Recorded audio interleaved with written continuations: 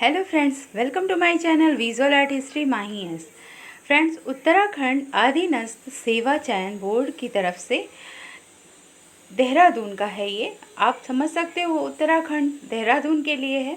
इसमें एलटी का एग्ज़ाम का आया है एक नोटिफिकेशन। ये एलटी के लिए है जिसमें 1431 पदों पर सीधी भर्ती द्वारा चयन हेतु विज्ञापन है ये। इसका जो प्रकाशन की तिथि है 13/10/2020 और ऑनलाइन फॉर्म स्टार्ट हो जाएंगे 19/10/2020 से। ठीक है, 19/10/2020 से आप इसको ऑनलाइन जाके जो www.SSC.uk.gov.in पे आप जाएंगे और वहाँ से आप फॉर्म को भरना स्टार्ट कर सकते हैं। ऑनलाइन आवेदन की अंतिम तिथि भी याद रखिएगा 4 दिसंबर है। ठीक है, तो 19 अक्टूबर से स्टार्ट हो जाएगा और 4 दिसंबर तक इसका अंतिम तिथि है। और परीक्षा शुल्क जो नेट बैंकिंग डेबिट कार्ड के द्वारा जमा करना है ये 6/12/2020 है। ठीक है, जो 6 दिसंबर 2020 तक है। लिखित परीक्षा की संभावित तिथि माह अप्रैल में होगा 2021 में। अब इसमें आप देख सकते हैं कि उत्तराखंड अधीनस्थ सेवा चयन आयोग द्वारा माध्यमिक शिक्षा विभाग उत्तराखंड गढ़वाल एवं कुमाऊं मंडल में सहायक अध्यापक एलटी के कुल रिक्त 1431 पदों की सीधी भर्ती द्वारा चयन हेतु ऑनलाइन आवेदन पत्र आमंत्रित किए जाते हैं। इच्छुक अभ्यर्थी आयोग की वेबसाइट पर दिनांक 4/12/2020 तक ऑनलाइन आवेदन कर सकते हैं। अभ्यर्थी को यह विशेष रूप से अवगत कराना है कि इस विज्ञापन में 13 विषयों के सहायक अध्यापक के पद सम्मिलित हैं। प्रत्येक पद के लिए शैक्षणिक अर्हताएं भी अलग अलग हैं। ऐसे में आयोग द्वारा श्रम करके इस पद के लिए अलग ऑनलाइन आवेदन पत्र तैयार कराया गया है। इसमें इंटरमीडिएट या स्नातक में अलग विषयों में के भी चेक लगाए गए हैं। इसमें त्रुटिपूर्ण आवेदनों को कम किया जा सकता है, साथ ही इसे आवेदकों के लिए भी सुगम बनाया गया है। ऐसे में यदि अभ्यर्थियों ने पूर्व में OTR प्रोफाइल के रूप में डेटा भरा है तब भी उन्हें यह आवेदन पत्र नए सिरे से भरना होगा। इसके साथ ही फ़ोटो व हस्ताक्षर तथा अन्य डेटा भी नए सिरे से भरना अपलोड करना होगा। आवेदन भरने में सहायता के लिए टोल फ्री नंबर इस पर आप संपर्क कर सकते हैं। और जो लोग मेरे चैनल से जुड़े हों आर्ट फील्ड से उनके लिए भी खुशखबरी है। इसमें एलटी का उसके लिए भी आई है वैकेंसी। तो पहले हम देखते हैं सहायक अध्यापक गढ़वाल मंडलांतर्गत 60% सीधी भर्ती सामान्य शाखा। रिक्तियों के विवरण इस तरह के से दिया गया है। ठीक है, तो इसमें सहायक अध्यापक हिंदी का है, आप देख सकते हो हिंदी का बहुत सारा है। अंग्रेजी का भी 85 है, जनरल 25 है ओबीसी के लिए। फिर उसके बाद आप देखते जाइए सहायक अध्यापक संस्कृत के लिए 12 है, 3 है और 9 है, टोटल 12 है। सहायक अध्यापक गणित के लिए 76 है, विज्ञान के लिए 97 है टोटल। सहायक अध्यापक सामान्य कला के लिए आप देख लीजिए, कला के लिए सहायक अध्यापक कला के लिए 101 है। ठीक है, आप देख सकते हैं यहाँ पे 101, जो कि हमारे फील्ड के लिए बहुत ही अच्छा है। और इसमें जनरल के लिए 29 और 5, इसके बाद 2 4 61। आप देख सकते हैं इसको आप टोटल कैसे है। रिक्त पद हैं WO एक्स सर्विसमैन के लिए, DFF के लिए और फैन के लिए और अदर्स के लिए। तो इस तरीके से आप देख सकते हो कि हमारे फील्ड में काफ़ी अच्छा इस बार वैकेंसी आई है। 101 है। ठीक है, अदर्स में 61 आ जाएंगे और OBC में आपके 29, टोटल जनरल में 29 है। फिर टोटल 101 है। कला के लिए भी काफ़ी अच्छा वैकेंसी आया है। व्यायाम 51, फिर गृह विज्ञान 3 है। सहायक अध्यापक वाणिज्य 09 है। सहायक अध्यापक संगीत 1, सहायक अध्यापक उर्दू 3। इस तरीके से कुल योग 567 है, 567। अब देखते हैं दूसरा है जो प्रतिशत सीधी भर्ती महिला शाखा के लिए है, सहायक अध्यापिका के लिए।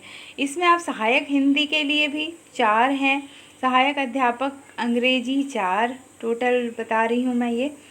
ठीक है, रिक्त पद इतने हैं। सहायक गणित विज्ञान के लिए, गणित के लिए 9, विज्ञान के लिए 4, सामान्य सहायक अध्यापक सामान्य 4, कला के लिए इसमें 5 हैं, 5 वैकेंसी हैं टोटल में, ठीक है। आर्ट के लिए जो सामान्य वर्ग में 4 हैं और 1 है अनुसूचित जाति, ठीक है। सहायक अध्यापक व्यायाम 6, गृह विज्ञान के लिए 6, उर्दू के लिए 1, कुल योग इसमें 44 हैं। अब यहाँ सहायक अध्यापक गढ़वाल मंडल 10% सीधी भर्ती सामान्य शाखा, ठीक है। रिक्तियों का यहाँ पे पूर्ण विवरण है, इसमें भी 13 हैं, हिंदी में, अंग्रेजी में 11 हैं, संस्कृत में 1 है, गणित में 1 है, विज्ञान में 11 है। इस तरीके से यहाँ कला में देखते हैं, कला में है 6, ठीक है। तो जो कि अनुसूचित जाति है आपका 4 और अपी व जो लिखा है वो 2 है, ठीक है। तो इस तरीके से इसमें सामान्य में एक भी पोस्ट नहीं है, योग है इसका 6। सहायक अध्यापक व्यायाम 10 है, सहायक अध्यापक वाणिज्य 1, सहायक उर्दू, फिर है सहायक अध्यापक, अब ये निकला है रिक्तियों का विवरण, इसमें है गढ़वाल मंडल सीधी 10 सीधी भर्ती महिला शाखा के लिए अध्यापिका का। इसमें भी देखते हैं कला का क्या है, कला का इसमें 121 है, ठीक है, 121, जो कि सामान्य में 63 है। आप एक बार देख लीजिएगा इसको, सामान्य में अच्छा खासा है, इसमें भी 121, काफ़ी अच्छा है इसमें भी वैकेंसी। संगीत 1, उर्दू, ठीक है। नेक्स्ट देखते हैं, अभी यहाँ पे भी कला का कुछ दिया हुआ है इस तरीके से 5, ये अलग अलग है, देखना पड़ेगा इसमें कैसे है ये 60% सीधी सहायक अध्यापिका।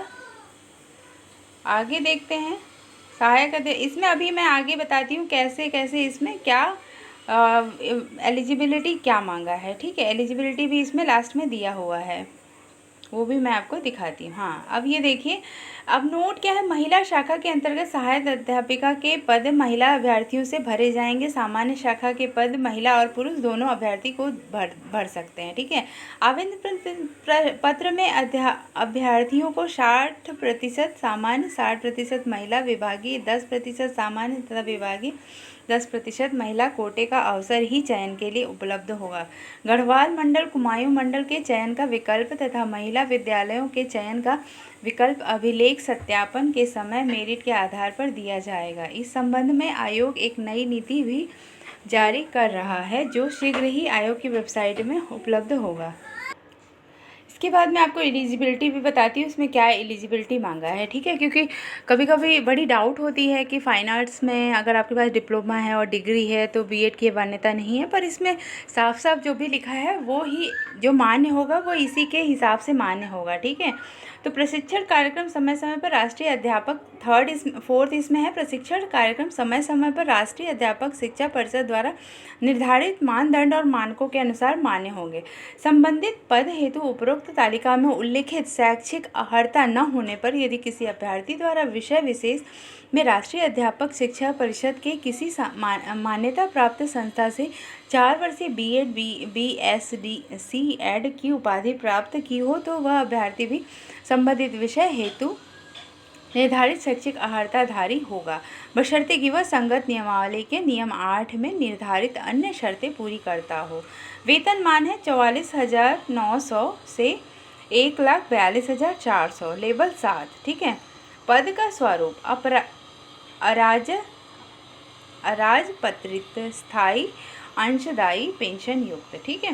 शैक्षिक अर्हता मैं आपको बताने जा रही हूँ। देखते हैं कला का क्या है। सामान्य अध्यापिका सहायक, भारत में विधि द्वारा स्थापित किसी भी विद्यालय में भूगोल, अर्थशास्त्र, राजनीतिक शास्त्र, इतिहास विषयों में किन्हीं 2 विषयों के साथ स्नातक उपाधि, परंतु उक्त 2 विषयों में से एक विषय तृतीय वर्ष तक तथा शेष एक विषय द्वितीय वर्ष तक अनिवार्यतः रहा हो। किसी राजकीय सरकार के मान्यता प्राप्त प्रशिक्षण संस्थान महाविद्यालय से एलटी, डिप्लोमा या विधि द्वारा स्थापित विश्वविद्यालय से बीएड की उपाधि हो। एनसीईआरटी के क्षेत्रीय शिक्षा संस्थान से 4 वर्षीय इंटीग्रेटेड कोर्स बीए, बीएड भूगोल, अर्थशास्त्र, नागरिक शास्त्र तथा इतिहास विषयों में से किन्हीं 2 विषयों के साथ उत्तीर्ण हों। ठीक है। सहायक अध्यापक और सहायक अध्यापिका गणित, गणित में भी सेम है। ठीक है। अभी हम कला के बारे में देखते हैं, कला में क्या दिया है। उर्दू, अंग्रेजी, बंगाली, कला। अब देखिए कला के बारे में। भारत में विधि द्वारा स्थापित किसी विश्वविद्यालय से drawing and painting, fine arts painting, visual art painting विषय से स्नातक की उपाधि हो। अब यहाँ पे जो लिखा है ये पूरी तरह से, इसमें कोई यहाँ पे कोई भी बाउंडेशन नहीं दिया है कि आपके पास बीए की डिग्री हो या बीएफए की डिग्री हो, बैचलर इन फाइन आर्ट्स हो या आपके पास बैचलर इन आर्ट्स हो जिसमें आपको पेंटिंग आपका सब्जेक्ट हो। किसी राजकीय या सरकार से मान्यता प्राप्त प्रशिक्षण संस्थान महाविद्यालय से बीएड की उपाधि हो। अब ये 1 और 2 ये दोनों होना अनिवार्य है। ठीक है। अब बीएड अगर नहीं है तो आप फिल नहीं कर सकते, ये बिल्कुल सर्वमान्य कर दिया है। यही चीज़ लास्ट में यूपी के भी एलटी में कर दिया था, इसने बीएड को कंपलसरी कर दिया था। राष्ट्रीय अध्यापक शिक्षा परिषद से मान्यता प्राप्त किसी भी संस्थान से कला विषय में बीएड की न्यूनतम 4 वर्षीय उपाधि हो। अब ये क्या है कि अथवा जो दिया है, ये जो लास्ट वाला है, इसमें अगर कला विषय से कोई बीएड करता है, अभी मुझे तो इसके बारे में नहीं आइडिया है कि कला विषय से भी बीएड होता है, बट कला विषय से अगर किसी ने बीएड किया हुआ है तो वो यहाँ पे मान्य हो जाएगा। या तो आपके पास दोनों हो या तो एक सिर्फ ये वाला। ठीक है। तो इस तरीके से आपने देख लिया इसमें एलिजिबिलिटी क्या है। एलिजिबिलिटी में कोई इन लोगों ने कभी भी कोई छूट नहीं दी है, क्योंकि अभी लास्ट में भी जो इंटरव्यू हुए हैं उसमें भी फाइन आर्ट्स वालों को हटा दिया था, बीएड को ही लिया था, जो कि बीएड ज़्यादातर बैचलर ऑफ आर्ट्स वाले करते हैं, बीए वाले करते हैं, और बैचलर इन फाइन आर्ट्स वाले बीएड नहीं करते हैं, ज़्यादातर यही होता था। पर अब बीएड इसके साथ भी मान्य कर दिया है। अब इसके बाद लास्ट में हम एक बार नोट पढ़ लेते हैं। अभ्यर्थी को सहायक अध्यापक एलटी पद पर नियुक्ति चयन हेतु यूटीटीईटी 2C टेट 2 की परीक्षा उत्तीर्ण होना अनिवार्य होगा, किंतु शारीरिक शिक्षा अध्यापकों के लिए उल्लिखित न्यूनतम मानदंड लागू होंगे। कला शिक्षा तथा गृह विज्ञान के अध्यापकों हेतु निर्धारित पात्रता मानदंड तब तक लागू रहेंगे जब तक राष्ट्रीय अध्यापक शिक्षा परिषद न्यूनतम योग्यताएं निर्धारित नहीं कर देती। उत्तराखंड शासन के शासनादेश संख्या में दिनांक 13 नवंबर 2017 तो शासनादेश संख्या 163 दिनांक 4 मार्च 2016 के अनुसार यूटीईटी या 2 या सीटीईटी 2 उत्तीर्ण अभ्यर्थियों द्वारा यूटीटी या 2 या सीटीईटी 2 परीक्षा में श्रेणीवार निम्नानुसार अंक अर्जित होने चाहिए। इस तरह से अंक भी चाहिए होगा। महिला को 60। अब देख लीजिएगा कला के लिए ये सब नहीं है लगभग।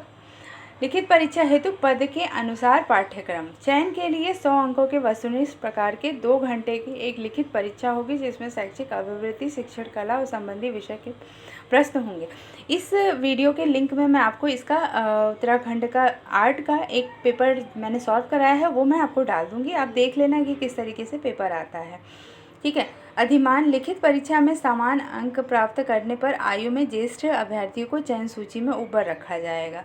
निम्न लिखित परीक्षा प्रतियोगी परीक्षा। लिखित परीक्षा हिंदी व अंग्रेजी दोनों भाषाओं में आयोजित की जाएगी तथा लिखित परीक्षा दोनों मंडलों में एक ही तिथि एवं समय पर आयोजित की जाएगी। सामान्य और ओबीसी श्रेणी के अभ्यर्थियों को 45% तथा अनुसूचित जनजाति श्रेणी अभ्यर्थियों को 35% अंक लाना अनिवार्य, अन्यथा वे लिखित परीक्षा में अनर्हत माने जाएंगे। लिखित परीक्षा प्रश्न पत्र मूल्यांकन में प्रत्येक सही उत्तर पे 1 अंक और प्रत्येक गलत उत्तर हेतु 1/4 ऋणात्मक मीन्स माइनस मार्किंग भी होगी। अभ्यर्थी को लिखित परीक्षा की प्रश्न बुकलेट परीक्षा के पश्चात अपने साथ ले जाने की अनुमति दी जाएगी। लिखित परीक्षा के OMR उत्तर पत्रक डुप्लीकेट में होंगे, ट्रिप्लिकेट में होंगे। OMR उत्तर पत्रक के तृतीय प्रति अलग से संरक्षित रखी जाएगी। तृतीय प्रति अभ्यर्थी को अपने साथ ले जाने की अनुमति होगी, जैसा कि आजकल हो रहा है। प्रत्येक अभ्यर्थी उत्तर पत्रक की मूल प्रति तथा द्वितीय प्रति कक्ष निरीक्षक को अनिवार्य रूप से जमा करेगा। गलत उत्तरों के लिए दंड। वस्तुनिष्ठ प्रश्न पत्रों के अभ्यर्थी द्वारा दिए गए गलत उत्तरों के लिए ऋणात्मक आपको माइनस मार्किंग है। प्रत्येक प्रश्न के लिए 4 विकल्प उत्तर हैं। अभ्यर्थी द्वारा प्रत्येक प्रश्न के लिए दिए गए एक गलत उत्तर के लिए प्रश्न हेतु नियत किए गए अंकों की 1/4 दंड रूप में काटा जाएगा। यदि अभ्यर्थी किसी भी प्रश्न का एक से अधिक उत्तर देता है तो भी इसे गलत माना जाएगा। यदि अभ्यर्थी द्वारा कोई प्रश्न हल नहीं किया गया अर्थात अभ्यर्थी द्वारा उत्तर नहीं दिया जाता है तो उस प्रश्न के लिए कोई ऋणात्मक अंक नहीं होगा। ओएमआर शीट में व्हाइटनर का प्रयोग, विकल्पों को खुरचना, छेड़छाड़, प्रतिबंध, ये सब चीज़ें जो हमेशा एग्जाम के साथ होती हैं वही इसमें दिया हुआ है। अभ्यर्थी अपने ओएमआर शीट में गलत रोल नंबर या बुकलेट सीरीज अंकित करता है या कुछ भी अंकित ना करता है तो उसको ओएमआर शीट का मूल्यांकन नहीं किया जाएगा तथा अभ्यर्थी का अभ्यर्थन स्वतः निरस्त माना जाएगा। आयु गणना की निश्चय तिथि 1 जुलाई 2020 है। अभ्यर्थी की आयु 1 जुलाई 2020 को न्यूनतम 21 वर्ष और अधिक से अधिक 42 वर्ष होनी चाहिए, परंतु यह और कि राज्य की प्रारंभिक शिक्षा सेवा अंतर्गत कार्यरत ऐसे सहायक अध्यापक, प्रधानाध्यापक जो विधि द्वारा स्थापित विश्वविद्यालय से बीएड उपाधि अथवा किसी राजकीय या मान्यता प्राप्त प्रशिक्षण संस्थान महाविद्यालय से एलटी डिप्लोमा धारक हों, उन्हें अधिकतम आयु के उतने वर्ष की छूट प्रदान की जाएगी जितने वर्ष उन्होंने विभाग में सेवा की हो, परंतु यह छूट 5 वर्ष से अधिक न होगी। परंतु यह भी उत्तराखंड राज्य के अनुसूचित जातियों, अनुसूचित जनजातियों और पिछड़े अन्य श्रेणियों के अभ्यर्थियों के मामले में जिन्हें सरकार द्वारा समय समय पर अधिसूचित किया जाए, अधिकतम आयु उतनी बढ़ाई जाएगी जैसा कि विहित किया जाता है।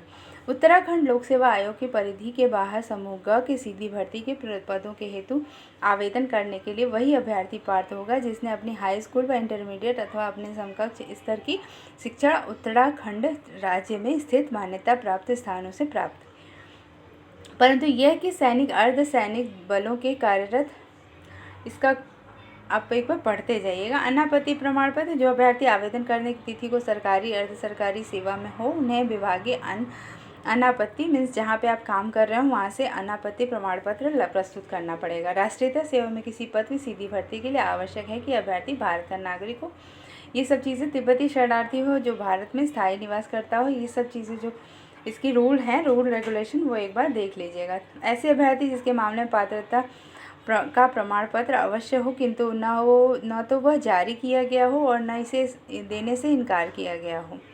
चरित्रपूर्ण, वैवाहिक परिस्थिति, शारीरिक स्वास्थ्यता, आरक्षण, ऊर्ध्व आरक्षण, क्षैतिज आरक्षण, ये सब चीज़ें जिसका हो वो सब चीज़ें लोग ध्यान सैनिकों के लिए जो छूट मिलता है वो है इसमें। और आपको दिखाती हूँ तो फ़ोटो वगैरह का साइज जब आप फॉर्म फिल करेंगे तब होगा। Net banking, debit card, credit card, CSSC शुल्क कैसे भरना है, ये सब चीज़ें हैं। अनारक्षित सामान्य उत्तराखंड पिछड़ा वर्ग के लिए 300 रुपये, उत्तराखंड अनुसूचित जाति के लिए 150 और उत्तराखंड अनुसूचित जनजाति के लिए 150, उत्तराखंड दिव्यांग के लिए 150 शर्तें हैं ये सब। आप उसको कैसे क्लिक करेंगे, कैसे भरेंगे, ये अब जब फॉर्म एक बार ओपन हो जाएगा तो नेक्स्ट वीडियो मैं दे दूँगी आप लोग को इसका फॉर्म कैसे फिल करना है। ठीक है, अभी आपको नोटिफिकेशन आ गई है कि आपका ये एग्ज़ाम होने वाला है। ठीक है, अभी इसमें कोई और भी अर्जेंट जो बहुत ही लगेगा कि नहीं बहुत ज़्यादा इसमें इम्पॉर्टेंट थिंग्स हैं वो मैं आपको बाद में बता दूंगी। ठीक है, तो फ्रेंड्स आप रेडी हो जाइए एलटी का एग्ज़ाम देने के लिए और एग्ज़ाम फॉर्म फिल करने के लिए। अप्रैल तक एग्ज़ाम हो जाएगा। नेट का मैं प्रिपरेशन करा ही रही हूँ। आप एक बार मैं लिंक में आपको यूके का जो एग्ज़ाम का पेपर है वो मैं सॉल्व किया हुआ लगा दूंगी, आप देख लेना कि कैसे यूके के फाइन आर्ट्स का पेपर आता है। ठीक है, तो thank you for watching my video and keep watching, keep learning.